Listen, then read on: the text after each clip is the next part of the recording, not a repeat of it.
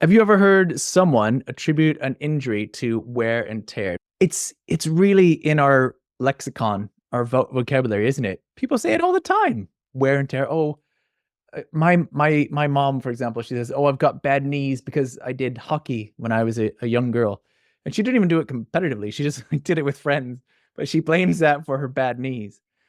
So it's quite a common thing to believe. Well, let's look at what the science says about that. Okay, so cars and objects very much show wear and tear. Okay, like this car, this old beat up car, it is showing wear and tear. But humans, can anyone finish this sentence for me? Cars and objects show wear and tear, but humans, how would you finish that sentence? How are we different? Mylan says wear and repair. I like that. Barbara have the ability to heal. That's right. Exactly. That's the difference. Cars, when you put them in the garage, they don't heal overnight. They don't get stronger.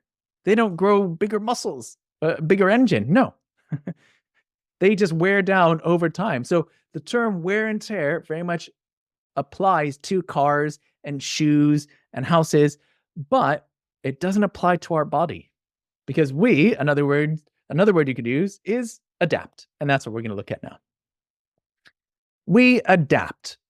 And this is in brackets, in parentheses, to exercise, but it's really you adapt to anything. You adapt to any stimulus, any challenge, or the lack of challenge. Like if you sit on the sofa, your body will also adapt to that. It will add on fat stores. It will reduce its muscle mass because you don't need as many muscles. Our body is always adapting, both kind of up and down. So what kind of adaptations do we see? And by the way, this is basically day one of exercise science degree. Like if you do a bachelor's, this is day one. How do we adapt? We become more resistant to fatigue. We become stronger, more powerful, or better coordinated. So think about maybe your first Ashtanga class, okay? Or first strong vinyasa class, and you probably felt fatigued. You probably felt tired pretty quickly. You probably felt weak at certain parts, like, oh, I can't do that many chaturangas. Power has to do with your ability, your speed to do something. So the speed with which you can push up from the floor. Obviously, we don't move that fast in yoga, so we don't use that much, but that is an adaptation. Or better coordinated. Think about your first time trying a handstand or a headstand. So we adapt to all these things. And so after 5-6 weeks of doing that vinyasa class, that Ashtanga class, you probably found you were less tired. You were stronger. You could last longer in the class.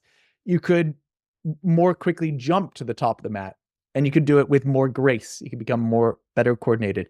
Those are adaptations to exercise. Here are some of them more specifically. We have neural adaptations, which means of the nervous system. So our brain and our spinal cord and even our nerves adapt. We change our muscle recruitment, which muscles are recruited, which and how, in which order, the firing rate, all these things happen.